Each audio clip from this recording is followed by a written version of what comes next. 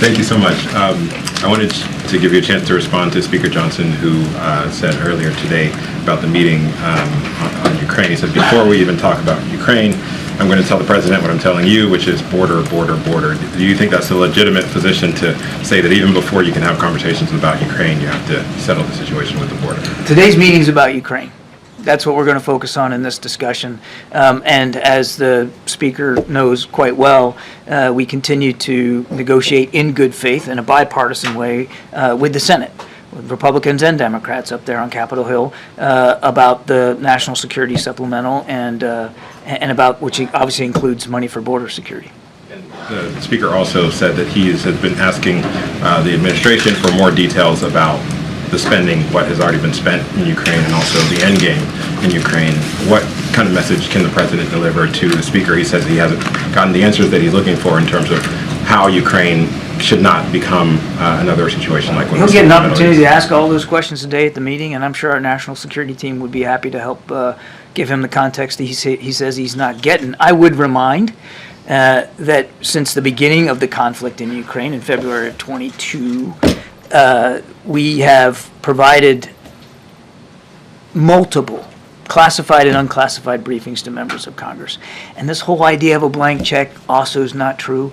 Every single aid package that we provided Ukraine, we have done consultations with Congress. So there have been and will continue to be a lot of outreach from the administration with members of Congress about Ukraine. Right now, though, you can't have those consultations because there's no aid going to Ukraine because we don't have the funding. And that's what the meeting about today is really all about, stressing the urgent need for that additional funding.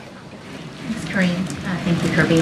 So with regard to national security and Ukraine, has the threat level changed since the president last spoke from the Oval Office, spoke to congressional leaders about the urgency for this funding? No. I just wonder, Not at all. so what can he say that hasn't already been said to convince them to all get on board and take action?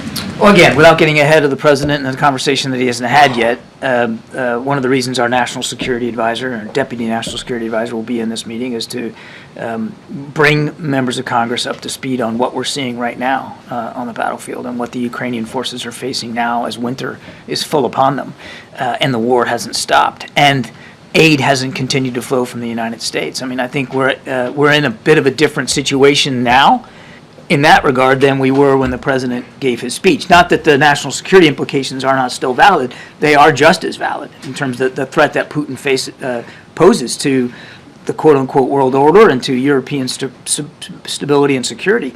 But the situation now is different in terms of the stoppage now of assistance going to Ukraine. And then on the southern border, could the president use the Insurrection Act to federalize the Texas National Guard? I am not a legal expert on that. I'll have to take that question and get back to you. I know of no, just to make clear, no intention by the president to do that.